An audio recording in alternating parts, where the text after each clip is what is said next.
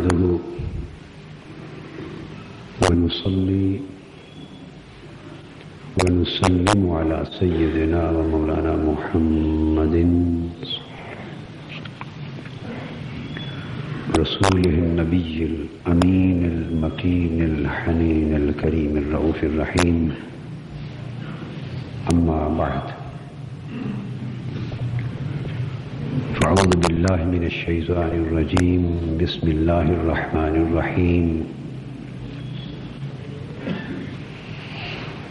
يا أيها الذين آمنوا لا تتخذوا آباءكم وإخوانكم أولياء إن استحبوا الكفر على الإيمان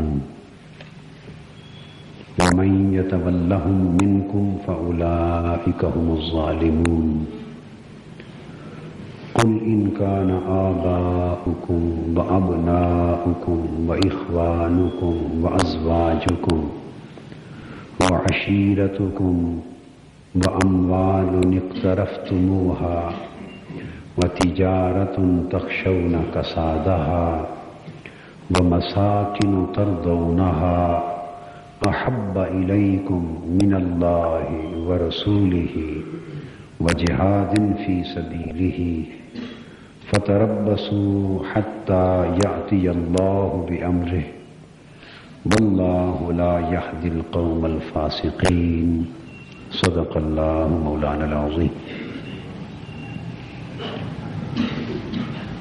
معزز خواتین و حضرات اور عزیزان گرامی قدر، اللہ رب العزت کا شکر ہے جس کی توفیق سے ہمیں نعمت ایمان نصیب ہوئی، اور اللہ جل مجدہ کی بارگاہ میں التجا ہے کہ ہمیں اس نعمت ایمان کی قدر و قیمت کو سمجھنے اور اس کا حق ادا کرنے کی توفیق مرحمت فرمائے۔ پچھلے جمعۃ المبارک سے ہم نے سابقہ موضوع یعنی قرآن اور سلسلہ نور کا موضوع ختم کرنے کے بعد سورہ توبہ کا بیان شروع کیا تھا، اور پچھلے خطاب جمعہ میں سورہ توبہ کی بعض آیات کریمہ کے حوالے سے میں نے جہاد فی سبیل اللہ کا وہ پہلو بیان کیا تھا جس میں اللہ کے دین کے لیے اور اللہ کی رضا کے لیے جان کی قربانی اس قدر اجر، فضیلت اور درجے کی بات ہے۔ آج اس جہاد ہی کے دوسرے پہلو کا ذکر ہے، اور جو آیہ کریمہ میں نے تلاوت کی آیت نمبر 23 اور 24 اور اس کے بعد آگے بھی مختلف آیات مبارکہ کے حوالے سے ہم مضمون کو واضح کریں گے۔ یہ بیان زیادہ تر اسی سورہ توبہ پر مشتمل ہوگا۔ اس میں اللہ تبارک و تعالی نے ہمیں ایمان کی قیمت سمجھائی ہے۔ حق یہ ہے کہ جو نعمت کسی کو راہ چلتے مل جائے، بغیر محنت، مشقت اور تکلیف و مصیبت کے جو نعمت مل جائے، اس نعمت کی قدر نہیں ہوتی۔ جس شخص نے کبھی گرمیوں کے سخت موسم میں ننگے پاؤں دھوپ پر ریتلے میدان میں چل کے نہ دیکھا ہو، اسے ٹھنڈے سائے کی قدر و قیمت کا اندازہ نہیں ہوتا۔ وہ شخص گرمیوں میں کبھی پیاس کی شدت سے نہ گزرا ہو، اسے اللہ کے دیے ہوئے ٹھنڈے پانی کی نعمت کی قدر کا اندازہ نہیں ہوتا۔ جس نے حالت بیماری میں کبھی بستر پہ پاؤں نہ رگڑے ہوں، اسے صحت اور تندرستی کی نعمت کی قدر معلوم نہیں ہوتی۔ اور ہمارا بالعموم یہ حال ہے کہ وہ لوگ جنہیں والدین کی نعمت میسر ہے انہیں یہ اندازہ نہیں کہ ماں باپ کی نعمت کتنی بڑی قیمت ہے۔ اس کا اندازہ ان کو ہے جن کے سروں سے ماں باپ کا رحمت برا سایہ اٹھ جاتا ہے۔ الغرض نعمت جو میسر ہو اس کی قدر کم ہوتی ہے، اور پھر جو آسانی سے مل گئی ہو بغیر محنت و مشقت کے اس کی قدر تو اور ہی کم ہو جاتی۔ یہ انسانی فطرت ہے، انسانی کمزوری ہے۔ ہم ان لوگوں میں سے ہیں جنہیں ایمان بغیر محنت کے مل گیا، ایمان بغیر کسی تکلیف اور مصیبت کے مل گیا۔ ہمارے ماں باپ مسلمان تھے، ہم مسلمان والدین کے گھر پیدا ہو گئے اور پیدائشی مسلمان ہو گئے۔ ہمیں ایمان کی نعمت حاصل کرنے کے لیے نہ تو تلواروں کے سائے سے گزرنا پڑا، نہ پتھر اور تیر کھانے پڑے، نہ مصائب و مشکلات میں سے گزرنا پڑا، اور نہ ہجرتیں کرنی پڑی، نہ کاروبار و تجارت ترک کرنا پڑا، نہ بیٹے اور اولادوں کی گردنیں قربان کرنی پڑی۔ ہمیں ایمان ماں باپ کی وجہ سے پیدائشی مل گیا، اس لیے اس عظیم نعمت کی قدر نہیں ہے۔ آپ اپنے بچوں کی مثال لے لیں، آپ صبح سے شام تک دکان پر بیٹھیں، خون پسینہ ایک کریں، لاکھوں روپے کمائیں، مگر خون پسینہ ایک کر کے کمائی کی ہو، پھر خرچ کرنے کا وقت آئے تو اپنا زاویہ نگاہ بھی سامنے رکھ لیں اور اپنے بیٹوں کا حال دیکھ لیں۔ وہ ماں باپ کی کمائی ہوئی دولت بیٹے کو دے دیں جس نے کبھی آ کر نہ دکان پہ قدم رکھا ہے، نہ فیکٹری میں، نہ ملازمت کی، اس کے ہاتھ میں 10,000 روپے دے دیں، اس کے خرچ کرنے کا رنگ بھی دیکھ لیں، اپنے خرچ کرنے کا رنگ بھی دیکھ لیں، اس لیے کہ اسے دولت بغیر محنت کے مل گئی ہے، یوں ہی باپ نے پکڑا دی، اور آپ نے دولت خون پسینہ ایک کر کے کمائی ہے، اس لیے اس کی قدر مختلف ہے۔ مجھے ایک بات یاد آ گئی، ابا جی قبلہ رحمۃ اللہ تعالی علیہ نے مجھے ایک بار درس دیتے، سبق دیتے ہوئے ایک حکایت، ایک مثال کے طور پہ بیان فرمائی تھی۔ وہ فرمانے لگے، بیٹے کہ ایک والد نے، اس زمانے لنگی کا رواج ہوتا تھا، یہ لنگی آپ تو شہر کے لوگ تو کم جانتے ہوں گے، مگر دیہاتوں میں اور جنگ جیسے یا شرپور جیسے شہروں کے لوگ جانتے ہیں، لنگی کا جو رواج ہوتا تھا، تو بڑی بڑی قیمتی لنگیاں، اس زمانے 200-250 روپے کی بھی لنگی آتی تھی، 300-400 روپے کی بھی لنگی آتی تھی، آج کے حساب سے تو وہ کئی ہزار روپے کی ہوگی، بڑا قیمتی پہناوا تھا یہ۔ تو باپ نے بیٹے کو لنگی لے دی 400-500 روپے کی، بڑی قیمتی، بیٹے کی نوکری لگ گئی، اس نے اپنی تنخواہ سے 20-25 روپے کے جوتے خرید لیے، لنگی باپ کی دی ہوئی لے کر، جوتا بیٹے کا اپنا خریدا ہوا۔ تو بھائی قبلہ نے حکایتاً بتایا کہ ایک روز باپ نے دیکھا کہ بیٹا صاحب وہ 25 روپے کا جوتا لنگی سے صاف کر رہا ہے۔ پوچھا، بیٹے یہ کیا ماجرا ہے؟ کہتے کوئی چیز نہیں تھی تو میں نے جوتا صاف کرنا تھا، لنگی سے صاف کر دیا۔ باپ کی آنکھوں میں آنسو آ گئے، اس نے، بیٹا تم نے دیکھا یہ لنگی جس سے صاف کر رہے ہو 500 روپے کی، جوتا 25 روپے کا ہے، 500 روپے کو 25 روپے کی چیز پر قربان کر رہے ہو، اس لیے کہ یہ باپ کی کمائی ہے، یہ تیری اپنی کمائی ہے۔ تو جو چیز اپنی کمائی سے نصیب ہوتی ہے اس کی قدر اور ہوتی ہے، جو دوسرے کی کمائی ہوئی مل جائے اس کی قدر نہیں ہوتی۔ ایمان ہمیں اوروں کی کمائی کے صدقے سے مل گیا، ہم نے اس پر قربانی نہیں کی،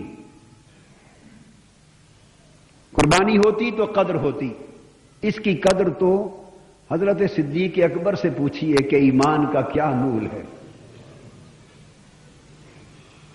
یہ مول تھا ایمان کا کہ باپ تلوار لے کر ایک طرف کھڑا ہے میدان جنگ میں، حضرت ابو بکر صدیق بیٹا جوان تلوار لے کر کفر کی طرف کھڑا ہے میدان جنگ میں، باپ اور بیٹا صف آ رہا ہے، ایمان کی نعمت کو بچایا جا رہا ہے۔ اور ایک روز بیٹے نے کہا مسلمان ہو جانے کے بعد ابا جان سیدنا صدیق اکبر کو، غزوہ بدر میں 3 بار آپ کی گردن میری تلوار کی زد میں آئی تھی، مگر میں نے ہر بار باپ سمجھ کے چھوڑ دیا تھا۔ سیدنا صدیق اکبر رضی اللہ تعالیٰ عنہ جلال میں آ گئے، فرمانے لگے بیٹے خدا کی قسم تیری گردن اگر ایک بار بھی میری تلوار کی زد میں آ جاتی تو سر قلم کر دیتا۔ بیٹا سمجھ کے نہ چھوڑتا، کیوں کہ تو کفر بچانے کے لیے لڑ رہا تھا، میں اپنا ایمان بچانے کے لیے لڑ رہا تھا۔ جب ایمان کی نعمت نصیب ہو جاتی ہے تو دنیا کی ساری نعمتیں نعمت ایمان کے سامنے ہیچ ہو جاتی۔ قحط پڑ گیا تھا شہر مدینہ میں، لوگوں کو کھانے کا کچھ نہیں مل رہا تھا۔ سیدنا عثمان غنی رضی اللہ تعالیٰ عنہ کے گندم کے لادے ہوئے اونٹ آ گئے، غلہ آ گیا، تاجر دوڑے حضرت عثمان غنی رضی اللہ تعالیٰ عنہ سے غلہ خریدنے، سودا کرنے کے لیے۔ آپ نے سب کو جمع کر لیا، پوچھا کیا نفع دیتے ہو؟ کسی نے کہا بھائی 1 گنا زیادہ لے لیں، فرمایا نہیں کم ہے۔ دوسرے نے کہا 2 گنا زیادہ لے لیں، فرمایا کم ہے۔ تیسرے نے کہا 3 گنا دے دیتے ہیں، کم ہے۔ کسی نے کہا 4 گنا دے دیتے ہیں، کم ہے۔ فرمایا نہیں، مجھے یہ سودا اس بھاؤ منظور نہیں۔ سارے تاجروں کے منہ لٹک گئے، منہ تکتے رہ گئے کہ 4 گنا دے رہے ہیں، آج تک کبھی اتنا مول نہیں پڑا تھا غلے کا، قحط کی وجہ سے اتنا مول پڑ رہا ہے اور آپ اس پر بھی دینے کو تیار نہیں۔ سیدنا عثمان غنی رضی اللہ تعالیٰ عنہ 20 اونٹ غلوں کے لدے ہوئے، 1000 بوریاں غلوں کی انبار لگا پڑا تھا۔ جب سارے تاجر اپنی اپنی بولیاں لگا کے خاموش ہو گئے، سیدنا عثمان غنی اٹھے، فرمانے لگے تاجروں، ایک تاجر مجھے 10 گنا دے رہا ہے، ایک تاجر مجھے 10 گنا دے رہا ہے، بولو تمہیں بیچوں یا اس کو بیچوں؟ انہوں نے کہا بیچو تو اسی کو، مگر یہ تو بتا دو عثمان مدینے میں اتنا بڑا مالدار تاجر آ کون گیا ہے؟ فرمایا وہ میرا رب ہے۔ اس نے فرمایا من جاء بالحسنۃ فلہ عشر امثالھا، جو میری راہ میں 1 دانہ خرچ کر دے میں 10 گنا اجر عطا کروں گا۔ سارا غلہ اٹھا کے تقسیم کر دیا، فرمایا مجھے 10 گنا اجر چاہیے۔ یہ زاویہ نگاہ ہے، مگر یہ سوچ اس وقت آتی ہے جب ایمان قلب و باطن میں مزین ہو جاتا ہے۔ ایمان سوچ کے زاویوں کو بدل دیتا ہے، سوچ کے رخ بدل جاتے ہیں، فکر کے پیمانے بدل جاتے ہیں۔ اللہ رب العزت ایمان کے باعث فکر کے ان پیمانوں کو بدلنے کے لیے فرما رہے ہیں، یا ایھا الذین آمنوا، اے ایمان والو سنو، تمہیں کیا خبر کہ وہ یہ نعمت ایمان جو میں نے تمہیں عطا کر دی، اس کی قدر و قیمت کیا ہے، اس کا مول کیا ہے، اس کی عظمت کیا ہے؟ آؤ تمہیں بتاؤں کہ ایمان کیا ہے۔ لا تتخذوا آباءکم و اخوانکم اولیاء ان استحبوا الکفر علی الایمان، اگر تمہارے ماں اور تمہارے باپ، تمہارے والدین جن سے تم پیدا ہوئے ہو، وہ اگر ایمان پر کفر کو پسند کریں، ایمان پر کفر کو پسند کریں اور ہوں تمہارے والدین، تو ایمان کو پیارا جاننا اور ماں باپ کی محبت کو چھوڑ دینا، ماں باپ سے دوستی نہ کرنا، پھر ان کی محبت سے تائب ہو جانا، کیونکہ ایمان کی محبت پہلے ہے اور ماں باپ کے رشتے کی محبت بعد میں۔ یہ اس ماں باپ کے رشتے کی بات ہو رہی ہے کہ جس پر حضور علیہ السلام سے پوچھا گیا یا رسول اللہ صلی اللہ علیہ وسلم، اللہ رسول کے حق کے بعد کس کا حق ہے؟ فرمایا بر الوالدین، ماں باپ کا حق۔ پوچھا اللہ رسول کے بعد کس کا حق ہے؟ فرمایا بر الوالدین، ماں باپ کا حق ہے۔ تو فرمایا اگر ماں باپ جن کا حق اللہ اور رسول کے بعد ساری کائنات سے بڑھ کر ہے، فرمایا اگر وہ بھی کفر کی طرف راغب ہوں ایمان کے مقابلے میں، تو ماں باپ کا حق چھوڑ کر ایمان کا حق بچا لینا۔ ان کی تکریم سے منع نہیں کیا، پھر ان کی ادب اور تکریم کا حق جدا ہے، ان کی ادب اور تکریم کا حق جدا حسن سلوک اور بلائی کا حق جدا ہے، مگر ایمان کے مقابلے میں نہ ماں باپ کا رشتہ عظمت رکھتا ہے نہ اولاد کا رشتہ عظمت رکھتا ہے۔ یہ خونی رشتے کا مقابلہ کر کے بتا دیا ایمان کے ساتھ۔ دو چیزیں ہیں جن کی خاطر انسان دنیا میں جیتا اور دنیا میں محنت کرتا ہے، یا اپنے خونی رشتوں کی آسائش اور سکھ چین کے لیے، یا مال و دولت حاصل کر کے دنیا میں سکھ چین کی زندگی بسر کرنے کے لیے۔ انسان کی زندگی ان دو چیزوں سے آسائش پاتی، سکون اور راحت پاتی۔ بیٹے بچے جوان ہوتے ہیں، ماں باپ انہیں دیکھ دیکھ کر دل میں ایک راحت پاتے ہیں۔ مال دولت انسان کما کے گھر بناتا ہے، سکھ کی رہائش گاہ دیکھ دیکھ کر دل میں راحت پاتا ہے۔ انسان کی آنکھیں ان دنیا میں دو راحتیں دیکھتی، تو فرمایا پہلی راحت خون کے رشتے کی تھی، وہ اگر ایمان کے تابع ہو تو اسے پسند کرنا، اگر ایمان سے ٹکرا جائیں تو رد کر دینا۔ دوسری راحتیں جو مال و دولت سے جنم لیتی، فرمایا وَمَن يَتَوَلَّهُم مِّنكُمْ، اگر ماں باپ ایمان پر کفر کو ترجیح دیں اور تم ایمان کو نہ اپناؤ اور ان کی طرف جھک جاؤ، تو فرمایا تمہیں بھی انہی کافروں کی طرح عذاب دیا جائے گا۔ فَأُولَٰئِكَ هُمُ الظَّالِمُونَ، تمہارا شمار بھی انہی کے ساتھ کر دیا جائے گا۔ دوسرا فرمایا قُلْ إِنْ كَانَ آبَاؤُكُمْ وَأَبْنَاؤُكُمْ وَإِخْوَانُكُمْ وَأَزْوَاجُكُمْ وَعَشِيرَتُكُمْ، فرما دے میرے محبوب صلی اللہ علیہ وآلہ وسلم، لوگوں سے فرما دیجئے اگر تمہارے ماں باپ اور تمہارے بیٹے بیٹیاں اور تمہارے بھائی بہن اور تمہاری بیویاں اور تمہارے خاندان کے سب رشتہ دار، یہ سارے کے سارے رشتے ایک طرف، وَأَمْوَالٌ اقْتَرَفْتُمُوهَا، اور تمہارا مال و دولت اور سرمایہ جو تم محنت کر کر کے صبح و شام خون پسینہ ایک کر کر کے کماتے ہو، وہ بھی ایک طرف، وَتِجَارَةٌ تَخْشَوْنَ كَسَادَهَا، اور تمہارا کاروبار، تمہاری تجارت جس میں تمہاری جان لٹکی رہتی ہے اور تمہیں اس میں گھاٹے کے پڑ جانے کا خدشہ رہتا ہے کہ کہیں سودے میں نقصان نہ ہو جائے، وہ تجارت جس کے گھاٹے سے ڈرتے رہتے ہو، وَمَسَاكِنُ تَرْضَوْنَهَا، اور تمہاری بنائی ہوئی رہائش گاہیں، مکانات اور کوٹھیاں جنہیں آسائش والے مکان بناتے اور دیکھ دیکھ کر آنکھوں کو ٹھنڈا کرتے ہو، پسند کرتے ہو، فرما دو میرے محبوب اگر یہ سارے رشتے، یہ ساری خونی نسبتیں، یہ کمائی ہوئی ساری مال و دولت، یہ کاروبار و تجارت اور یہ خوبصورت بنائی ہوئی رہائش گاہیں، یہ ساری دنیا اگر تمہیں احب الیکم من اللہ ورسولہ وجہاد فی سبیلہ، اگر دنیا کی یہ ساری محبتیں تین محبتوں سے بڑھ جائیں، کون سی تین محبتیں؟ اللہ کی محبت سے بڑھ جائیں، اللہ کے رسول کی محبت سے بڑھ جائیں، اور اس کے دین کی خاطر جہاد کی محبت سے بڑھ جائیں۔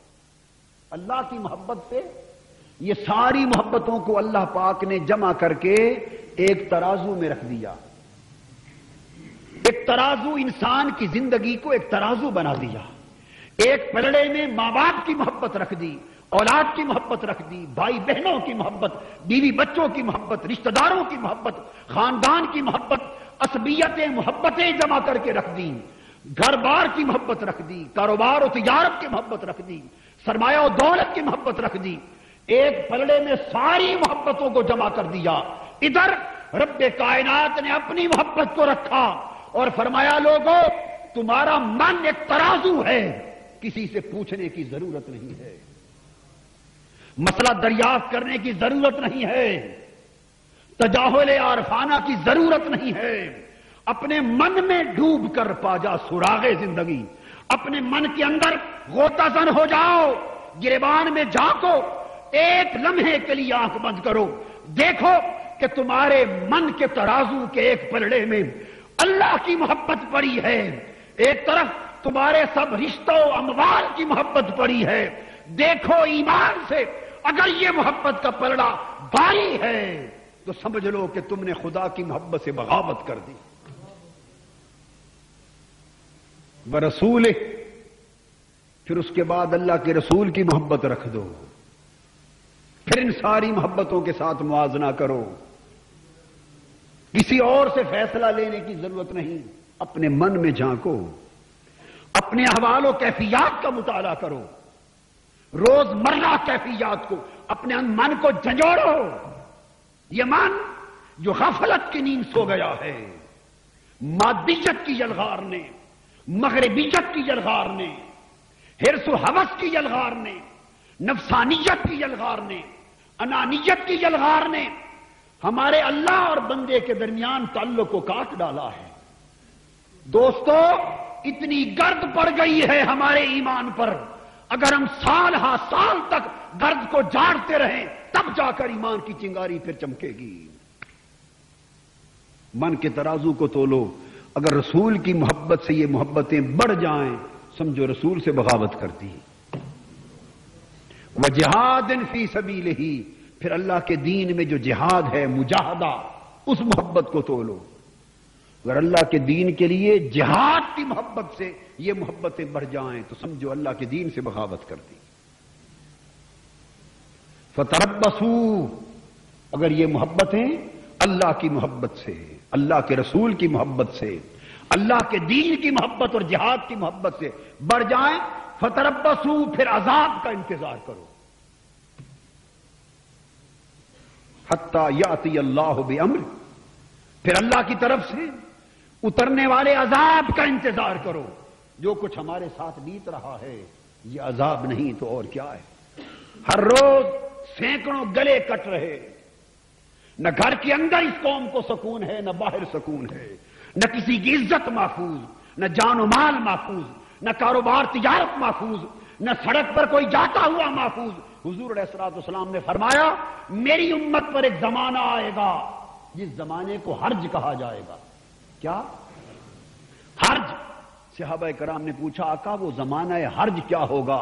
فرمایا کثرت القتل، میری امت میں قتل بڑھ جائیں گے. اور آقا اس قتل کی کیفیت کیا ہوگی؟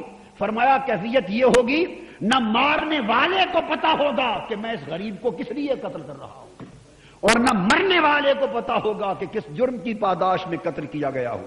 یعنی اجرتی قاتل ہوں گے. کیا؟ اجرتی قاتل ہوں گے اور اجتماعی قتل ہوں گے. ہر روز ایک یلغار سے 10 قتل ہو رہے ہیں. کسی راہ چلتے مقتول کو خبر نہیں کہ میں کس جرم میں مارا گیا، اور مارنے والوں کو خبر نہیں کہ اس نے میرا بگاڑا کیا تھا، میں کیوں مار رہا ہوں. قاتل اجرت پر ہے، مقتول مظلوم ہے. یہ زمانہ حرج ہے. حضور علیہ السلام سے پوچھا گیا آقا اس فتنے کے زمانے میں ایمان کس کا بچے گا؟ کون لوگ اچھے ہوں گے؟ فرمایا جب یہ فتنے کا دور آ جائے تو ایمان ان کا بچے گا مومن مجاہد فی سبیل اللہ بنفسہ و مالہ. صرف وہ شخص ایمان بچا لیں گے کہ جو اللہ کے دین کے لیے اللہ کی راہ میں اپنی جان اور اپنا مال اللہ کے دین میں خرچ کرتے ہوئے جہاد کر دے گا. ان کا ایمان بچ جائے گا، وہ محفوظ ہو جائیں گے. فرمایا جب یہ وقت آ جائے انتظار کرو میرے عذاب کا. واللہ لا یہدی القوم الفاسقین، فرمایا اللہ فاسق لوگوں کو جو میرا حکم نہیں مانتے، وہ فاسق لوگ ہیں، اللہ ان کو ہدایت نہیں دے گا. پھر آگے چل کے جھنجھوڑا. فرمایا کہ یہ لوگ اللہ کے دین کی چراغ کو بجھانا چاہتے ہیں. یریدون ان یطفئوا نور اللہ بافواہہم وَيَأْبَى اللَّهُ إِلَّا أَن يُتِمَّ نُورَهُ وَلَوْ كَرِهَ الْكَافِرُونَ. عالم کفر اللہ کے دین کے چراغ کو بجھانا چاہتا ہے. ابو جہل اور ابو لہب کا دور تھا، تب بھی کفر دین اسلام کے چراغ کو بجھانا چاہتا تھا. آج واشنگٹن اور ماسکو کا دور ہے، یا ماسکو تو گیا، واشنگٹن اور اسرائیل کا دور ہے. آج مغربی سامراج اور یہودی صہیونیت لیطفئوا نور اللہ بافواہہم، دین اسلام کا چراغ اپنے پھونکوں سے بجھانا چاہتے ہیں. وَيَأْبَى اللَّهُ إِلَّا أَن يُتِمَّ نُورَهُ، اور اللہ نے فرمایا اللہ نے یہ فیصلہ کر دیا ہے کہ وہ اپنے نور کو کامل کر کے رہے گا، نہیں بجھنے دے گا. وَلَوْ كَرِهَ الْكَافِرُونَ، کافر لوگ بے شک ناپسند کرتے رہے اللہ کے دین کو. آج دین اسلام کے خلاف ناپسندیدگی اپنے عروج پر ہے، اپنے عروج پر ہے. اسلام کی ثقافت کو جڑوں سے کاٹنا چاہتے ہیں، ایمان کی غیرت و حمیت کو جڑوں سے کاٹنا چاہتے ہیں، اسلامی نظریے کے تشخص کو کاٹنا چاہتے ہیں. وہ چاہتے ہیں کہ امت مسلمہ عید پڑھے، بقرہ عید پڑھے، نماز پڑھے، روزہ رکھے، زکات دے، نکاح، طلاق، وراثت اور جنازہ اسلام کے مطابق کرے، بقایا کل دین اسلام کا چراغ عالم اسلام میں سے بجھا دیا جائے. نظام ملت کفر کی آ جائے. فرمایا هو الذی ارسل رسولہ بالہدی ودین الحق لیظہرہ علی الدین کلہ، اور اللہ نے رسول کو اس لیے بھیجا ہے کہ وہ اس دین کو کامل کر دے، اس دین کے نور کو دنیا میں پھیلا دے، اور کافروں کے پھونکوں کے باوجود چراغ دین حق شرق سے غرب تک اپنا نور پھیلا کے رہے. وَلَوْ كَرِهَ الْمُشْرِكُونَ، مشرک ناپسند کرتے رہیں گے مگر دین حق بڑھتا رہے گا. اب یہ ساری بات جو کہی تو صاف ظاہر ہے اب اس دین حق کو بڑھانے کے لیے فرشتے تو آئیں گے نہیں. ایک جنگ بیان کر دی عالم کفر کی اور ارادہ حق کی. کفر چاہتا ہے کہ دین حق کا چراغ بجھا دیا جائے، اللہ چاہتا ہے کہ یہ چراغ جلتا رہے اور اس کے نور سے شرق سے غرب تک اجالا پھیلتا رہے. تو اس کی صورت کیا ہوگی؟ متصل آگے آیا یا ایھا الذین آمنوا ان کثیرا من الاحبار والرہبان لیأکلون اموال الناس بالباطل. تین طریقے ہیں جو دین حق کا چراغ بجھانے کے لیے استعمال ہو رہے. کتنے؟ تین. ایک تو وہ جو دین کا کام کرنے والے دین کو بدنام کرتے، دین و مذہب کا کام کرنے والے بدنام کرتے ہیں. اور فرمایا بہت سارے عالم اور بہت سارے درویش صفت لوگ جنہوں نے لبادے درویشی کے، پیری فقیری کی اور رکھے، اور بہت سارے عالم جنہوں نے لبادہ اسلام کی تبلیغ کا اور رکھا ہے. لیأکلون اموال الناس بالباطل، وہ لوگوں کے اموال حرام طریقے سے کھاتے ہیں، ناجائز کھاتے ہیں، بٹورتے ہیں، اور حق پر خرچ کرنے کی بجائے ہضم کر جاتے ہیں، اور دوزخ کے عذاب سے اور دوزخ کی آگ سے اپنے پیٹ کو بھرتے ہیں، اور اللہ کے دین پر خرچ نہیں ہوتا. ایک بات. دوسرا فرمایا وہ طاقتور لوگ جو کفر کے نمائندے ہیں، جو کفر کے نمائندے ہیں، وہ یصدون عن سبیل اللہ، وہ لوگوں کو اللہ کے دین کی طرف آنے سے روکتے ہیں. یہ دوسرا طریقہ، اللہ کے دین کی طرف آنے سے روکتے ہیں. اب جو کچھ ہمارے گھروں میں آ گیا ہے، گھر بیٹھے کفر و لادینیت اور فحاشی اور عریانی کا جو دورہ ہے، یہ یصدون عن سبیل اللہ کا منظر گھر گھر دکھائی دے رہا ہے. ذہنوں کا دین سے دور کیا جانا، ایمان کی قدروں سے دور کیا جانا، اخلاقی شرم اور حیا سے دور کیا جانا، دلوں میں ایمان کی نسبت سے بے غیرتی کا پیدا کر دیا جانا، یہ ایک ایک قدم آنے والی نسلوں کو دین کی راہ سے ہٹانے کے مترادف ہے. ایسی صورت میں کیا فرمایا کہ پھر اس کا توڑ ایک ہی ہوگا کہ وہ لوگ، اللہ نے فرمایا جن کو میں نے مال و دولت دیا ہے، جب دین حق کا چراغ بجھانے کے لیے ہر طرف سے آندھیاں چل رہی ہوں گی، دین حق کا چراغ بجھانے کے لیے ہر طرف سے طوفان بپا ہوں گے، اندرونی اور بیرونی سطح پر دین اسلام کے خلاف سازشیں ہوں گی، تو اے ایمان والو جن کو میں نے مال و دولت دیا ہے اس دین حق کا چراغ جلائے رکھنے کے لیے اور اس کا نور شرق سے غرب تک پھیلائے رکھنے کے لیے میں تم میں سے کچھ خوش نصیب چنوں گا، انہیں توفیق دوں گا کہ تم اپنا مال میرے دین کے چراغ کے جلانے پر خرچ کرتے رہو.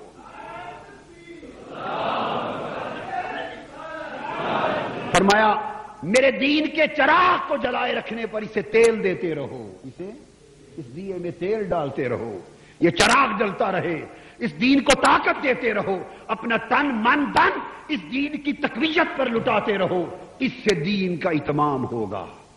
اور جو لوگ توفیق رکھ کر اللہ کے دین کی راہ پر خرچ نہیں کریں گے، فرمایا والذین یکنزون الذهب والفضة ولا ينفقونها فی سبیل اللہ، جو لوگ سونے چاندی اور مال و دولت کو جمع کر کر کے رکھتے اور اللہ کی راہ میں، اللہ کے دین کی راہ میں خرچ نہیں کرتے، فبشرہم بعذاب علیم، میرے محبوب نے دردناک عذاب کی خبر سنا دیجئے۔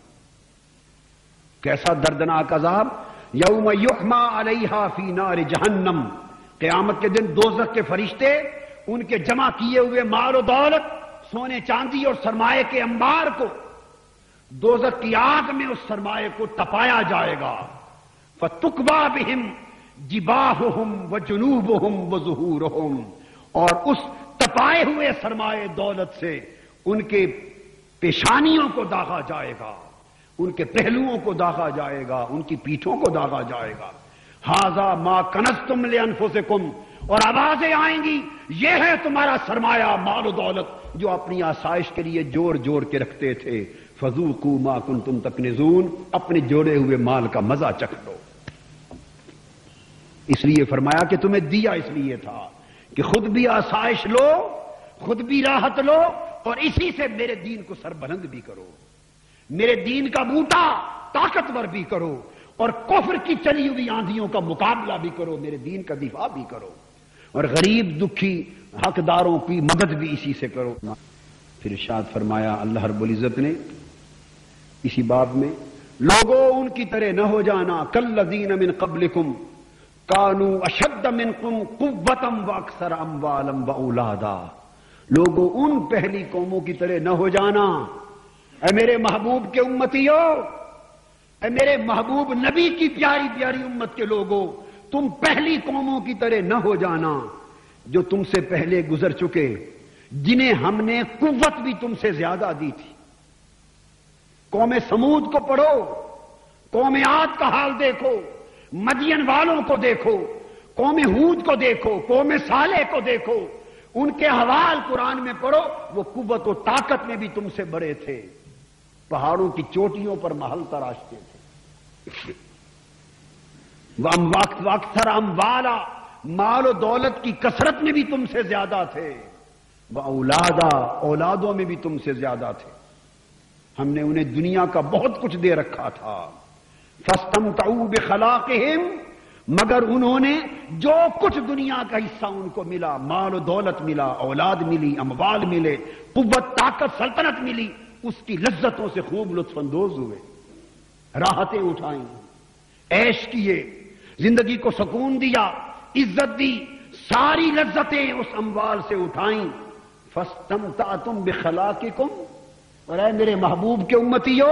تم بھی انہی کی طرح اس دنیا کی ساری مال و دولت سے اپنے لیے تو لذتیں اٹھا رہے ہو، چین پا رہے ہو، سکھ پا رہے ہو، عزت پا رہے ہو، جو چاہتے ہو بنا رہے ہو، کالذی خاسوا، مگر خدا کے لیے ان کی طرح نہ ہو جانا، انہوں نے اپنے مال و دولت سے اپنے لیے تو سب کچھ کیا مگر میرے لیے کچھ نہ کیا۔ جب میرا معاملہ آیا غافل ہو گئے، غافل ہو گئے، اپنی چال چلتے رہے، دنیا میں کی فکر میں غلطاں ہو گئے، آخرت کی فکر بھول گئے، اولئک حبطت اعمالہم فی الدنیا والآخرہ، ان لوگوں کے سارے اعمال دنیا اور آخرت میں غارت کر دیے گئے اور وہ خسارے میں ڈالے گئے۔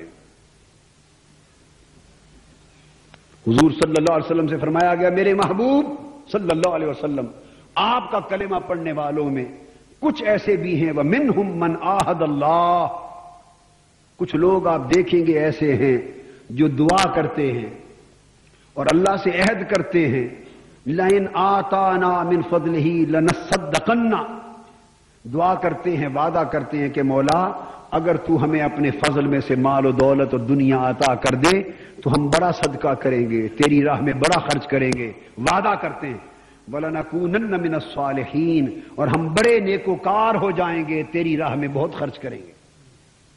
فلما آتاہم من فضلہ، پھر جب اللہ نے ان کو اپنا فضل، مال و دولت، دنیا عطا کر دی، بخلوا، تو پھر بخیل بن گئے۔ پھر خدا کی راہ میں خرچ کرنے کا جب وقت آیا تو گننے لگ گئے کہ اتنا بن گیا، اتنا دے دیں، اتنا دے دیں۔ بخیلوا، مجھ سے وعدہ کیا تھا مولا جتنا دے گا اتنا خرچ کریں گے تیری راہ میں، جب ہم نے انہیں دے دیا بخیلوا، بخیل ہو گئے، وتولوا وهم معرضون، اور اپنے عہد سے پھر گئے، اپنے وعدے سے پھر گئے، اور روح گردانی کرنے والوں میں ہو گئے، روح گردانی کرنے والوں میں ہو گئے۔ اور ارشاد فرمایا کہ وَإِذَا أُنزِلَتْ سُورَةٌ أَنْ آمِنُوا بِاللَّهِ وَجَاهِدُوا مَعَ رَسُولِهِ، اور ان کی کیفیت یہ ہے، ان کی کیفیت جب مال و دولت مل گیا تو جب کوئی صورت آتی ہے، اللہ کی کوئی صورت، کوئی آیت اترتی ہے جس میں حکم ہوتا ہے کہ لوگو اللہ پر ایمان لاؤ اور اللہ کے رسول کے ساتھ اللہ کے دین کے لیے جان اور مال سے جہاد کرو، جان بھی لگاؤ، اور جن کو مال دیا ہے وہ اللہ کے دین کے لیے مال سے جہاد کرے، جان سے جہاد کرے۔ فرمایا استأذنک اولو الطول منہم، ان میں سے جو مالدار لوگ ہیں، جو اہل ثروت، جو مالدار لوگ ہیں، وہ بہانے بنا کر آپ کے پاس آتے ہیں اور کہتے ہیں ہماری کچھ مجبوریاں ہیں، ہمیں اجازت دے دیں، ہمیں رخصت دے دیں۔ وقالوا ذرنا نکم من القاعدین، آپ ہمیں چھوڑ دیں، کچھ مجبوریاں ہیں، ہم پیچھے رہنے والوں کے ساتھ رہنا چاہتے ہیں۔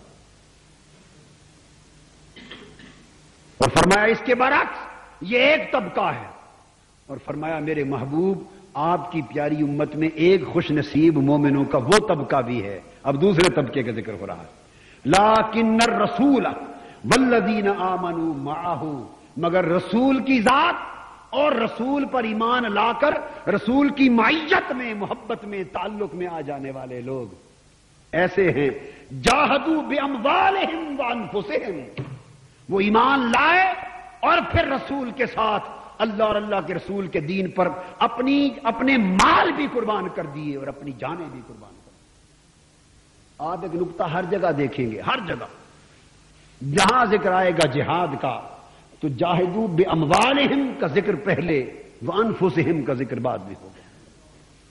اپنے مال سے جہاد کرتے اور اپنی جان سے جہاد کرتے، جان کا جہاد بعد میں اور مال کا جہاد پہلے، حالانکہ جان لٹانا مال سے بھی اونچا درجہ رکھتا، مگر اس کو بعد میں ذکر کیا۔ کیوں؟ اس لیے کہ جان سے جہاد کرنے کا موقع تو کبھی کسی خوش نصیب کو نصیب ہوگا، وہ ہر روز تھوڑا نصیب ہوتا ہے۔ میدان جنگ میں اترنا اور اللہ کے دین کے لیے جان دے دینا، یہ تو ایسا موقع ہے کہ کبھی نصیب ہوگا۔ تو فرمایا جو موقع کبھی نصیب ہوگا اس کا ذکر، اس کا موقع تو جب آئے گا دیکھا جائے گا، کون اس معیار پہ پورا اترتا ہے اور کون پورا نہیں اترتا۔ مگر جہاں تک اللہ کے دین کے لیے مال خرچ کرنا ہے، فرمایا لوگوں یہ تو وہ موقع ہے کہ ہر وقت ہر شخص کو میسر ہے، جس کو جتنا دیا ہے وہ اتنا خرچ کر سکتا ہے۔ اس لیے فرمایا اللہ کی راہ میں اس کے دین پر جہاد کرنے والوں، جہاد کا پہلا مطالبہ جہاد بالمال ہے، پھر جہاد بالنفس ہے۔ تو خوش نصیب مومن وہ ہیں جو اللہ کے دین کے لیے مال سے جہاد کرتے اور جان سے جہاد کرتے ہیں۔ تو فرمایا جو اللہ کے دین کے لیے مال قربان کرتے ہیں اور جان قربان کرتے ہیں، وَأُولَٰئِكَ لَهُمُ الْخَيْرَاتُ، خیرات انہی کی ہے، خیرات انہی کی ہے۔ خیراتوں کے درجے ہوتے ہیں، خیراتوں کی ترجیحات ہوتی ہیں، اور دین سارا ترجیحات کا نام ہے۔ آپ فرض چھوڑ کے سنتیں شروع کر دیں تو سنتیں وہ اجر نہیں دیتی جو فرض سے ملنا تھا، سنتیں چھوڑ کے نفل شروع کر دیں وہ اجر نہیں ملتا جو سنتوں سے ملنا تھا۔ دین آداب و ترجیحات کا نام ہے۔ تو فرمایا سب سے پہلا حق، جس وقت اللہ کے دین پر حملے ہو رہے ہو اور چراغ دین حق بجھایا جا رہا ہو اور لوگوں کو دین سے دور کیا جا رہا ہو، ذہن بے دین ہو رہے ہوں، اخلاق بے دین ہو رہے ہوں، علم بے دین ہو رہا ہو، عمل بے دین ہو رہا ہو، اور ہماری آئندہ نسلیں ایمان کی دولت سے محروم ہو جانے کا اندیشہ پیدا ہو چکا ہو، اور اے اہل پاکستان، رب کائنات کی عزت کی قسم، آج میری بات کسی کی سمجھ میں آئے یا نہ آئے، مگر 20 سال کا عرصہ لکھ کے رکھ لو، 20 سال کا عرصہ لکھ کے رکھ لو۔ اگر زندگی نے ساتھ دیا تو میں آپ سے پوچھوں گا، 20 سال انتظار کرو، اگر دین اسلام کے حق میں ہماری بے حسی کا عالم یہی رہا، اگر دین مصطفیٰ اور ایمان کے بچاؤ کے لیے ہماری لا تعلقی کا عالم یہی رہا اور ہماری ترجیحات یہی رہی، 20 سال کے بعد چراغ لے کر ایمان تلاش کیا جائے گا۔ اگلی نسلوں کے سینوں سے دین کو تلاش کیا جائے گا۔ جو کچھ لبنان میں ہو چکا، جو کچھ مصر میں ہو چکا، جو کچھ فلسطین میں ہو چکا، اور میں بہت سے ملک ایسے ہیں جن کا نام لینا نہیں چاہتا، جو کچھ باہر ہو چکا، آج کے نوجوان ان نسلوں کے شراب اور پانی میں امتیاز نہیں رہا، حلال اور حرام کا امتیاز نہیں رہا، دین ایک دور کی بات رہ گئی۔ جو کچھ ان ملکوں میں ہو چکا ہے، اگر بے حسی ہماری یہ رہی تو اگلے 20-25 کے بعد، ربع صدی کے بعد، اس سے بدتر کیفیت ہماری ہونے والی ہے۔ آپ خود اندازہ کر لیں، وہ ماں باپ جو تہجد نہیں چھوڑتے تھے، جن کے گھر صبح کی تلاوت قرآن مس نہیں ہوتی، جن کے ہاں مصلے اور تختپوش بچھائے جاتے ہیں، اور صبح اٹھ کر جو ضعیف ماں باپ قرآن کی تلاوت کرتے ہیں، جس گھر میں قرآن کا نغمہ الاپا جاتا ہے، آج ان ماں باپ کے جیتے جیتے ان کی جوان اولادوں کا کیا حال ہے ماں باپ کو جرأت کہ وہ جوان بیٹے کو بستر سے اٹھا کر نماز کے لیے کھڑا کر سکے؟ سکول جانے کے لیے اٹھائیں گے، کالج بھیجنے کے لیے اٹھائیں گے، مگر اللہ کے حضور سجدہ ریز کرنے کے لیے نہیں اٹھائیں گے۔ فحاشی کا حملہ ہو گیا ہماری زندگیوں پر، اریانی کا حملہ ہو گیا، بد اخلاقی کا حملہ ہو گیا، دین سے دوری کا حملہ ہو گیا۔ ہم کدھر جا رہے ہیں؟ ہماری اولادوں کے ساتھ اس وقت کیا بیت چکا ہے، ہمارے ہوتے کیا بیت رہا ہے، اور جب ہم اس دنیا میں نہیں ہوں گے اور یہ بچے جوان ہوں گے تو پھر ان کا حال کیا ہوگا، اور پھر ان کی اولادیں جو ان کی زیر تربیت پرورش پائیں گی ان کا حال کیا ہوگا۔ بس 25 برس کے انتظار کی دیر ہے، یہ دیار اسلام خدا نہ کرے دیار کفر نظر آئے۔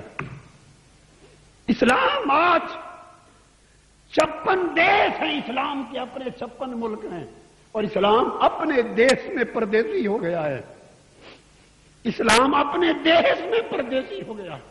علامہ اقبال نے کہا تھا، آقا وہ دین بڑی دھوم سے نکلا تھا وطن سے، پردیس میں آ کر غریب الغربا ہے، اے خاصان رسول وقت دعا ہے، امت پہ تیری وقت عجب آن پڑا ہے۔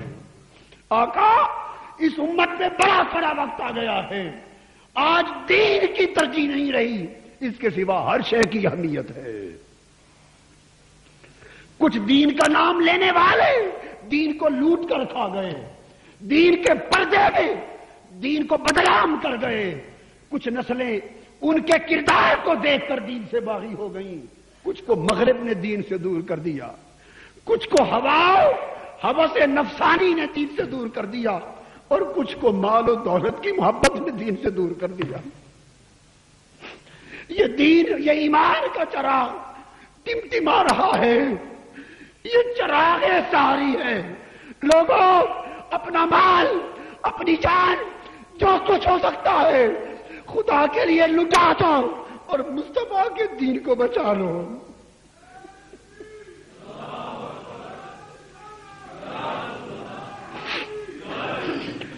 جو کچھ ہو سکتا ہے کر لو، اپنی نسلوں کے لیے کر لو۔ نسلوں کی بات بعد میں ہے، حضور کے چہرے کے لیے کر لو۔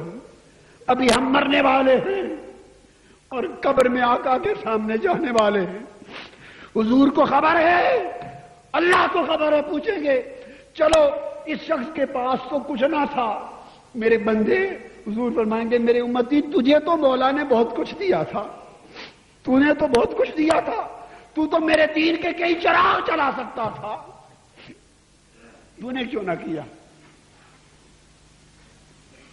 محنت کا وقت ہے،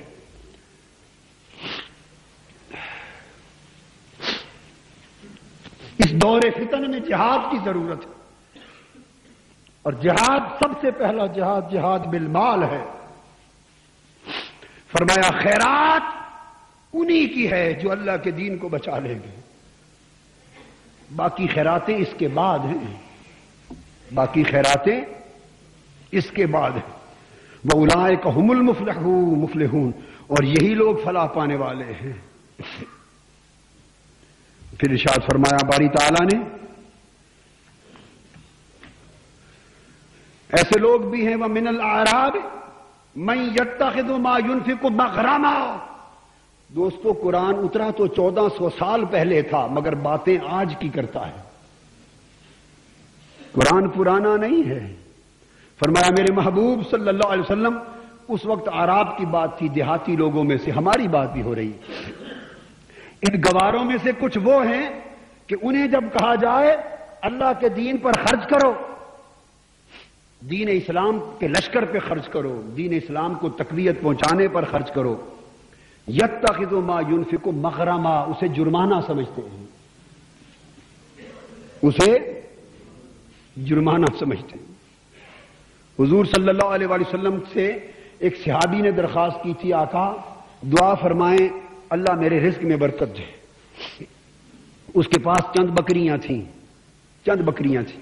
رزق میں برکت دے۔ آقا خاموش ہو گئے تھے، اس نے پھر اصرار کیا حضور خاموش رہے، وہ سب کچھ دیکھ رہے تھے، اس نے پھر اصرار کیا، آقا نے دعا فرما دی اللہ تیرے رزق میں برکت دے۔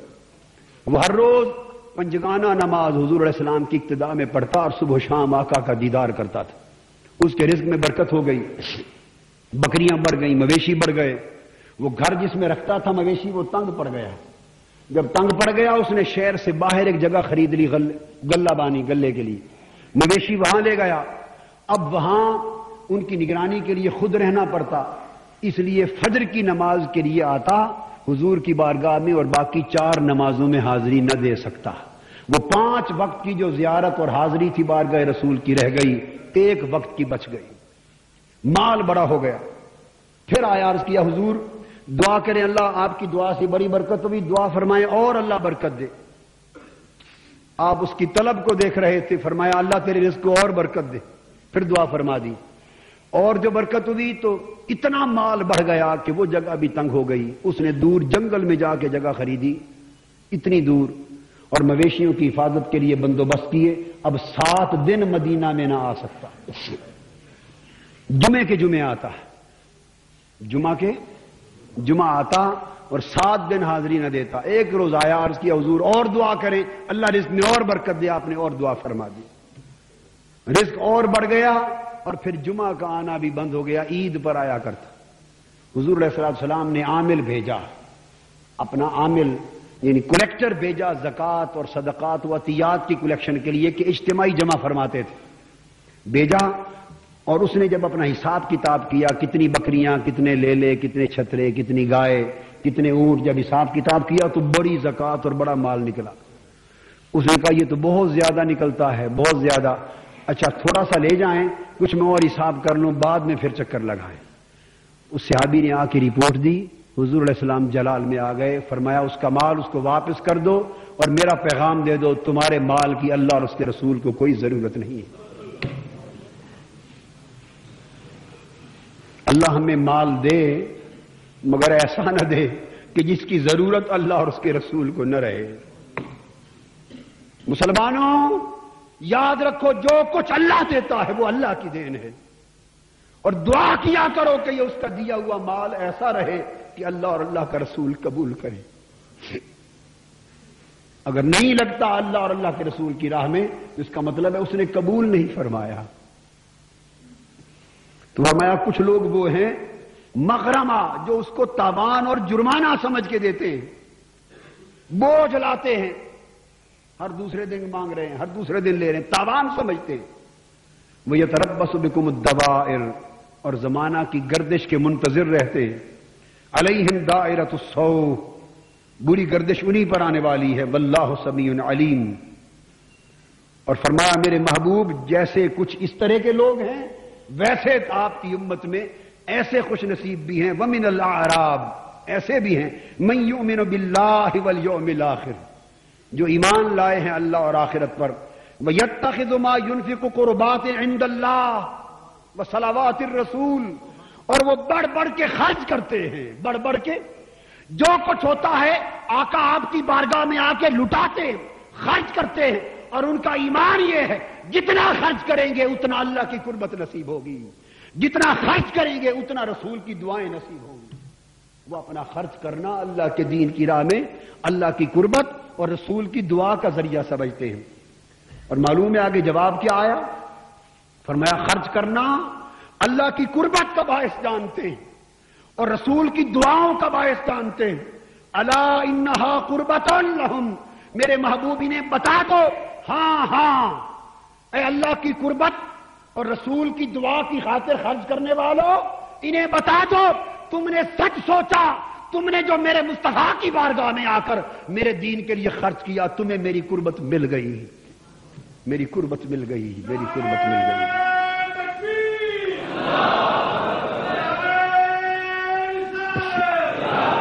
ہاں بتا دو اس سے میری قربت مل گئی. اور ساتھ یہ بھی بتا دو ارے میری راہ میں، میرے دین پر، میری رضا پر، میرے امر پر مال خرچ کرنے میں تأمل کرنے والوں کیوں کرتے ہو؟ ان اللہ اشترى من المؤمنین انفسهم واموالهم بان لهم الجنہ. اے مومنوں تم نے کلمہ پڑھا ہے اور تم نے کلمے کا مفہوم نہیں سمجھا. جس دن لا الہ الا اللہ محمد رسول اللہ کا کلمہ تم نے پڑھ لیا تھا، اسی کلمہ کے ساتھ تمہارے اور میرے درمیان ایک سودا ہو گیا تھا. کلمہ پڑھتے ہی ایک سودا ہو گیا تھا. اور سودا کیا تھا؟ کلمہ پڑھ کر تم نے اپنی جان اور اپنا مال مجھے دے دیا تھا اور میں نے تمہارے جان و مال کی وہ جنت تمہیں دے دی تھی. اب تمہاری جان و مال کا مالک میں ہوں، میری جنت کے مالک تم ہو.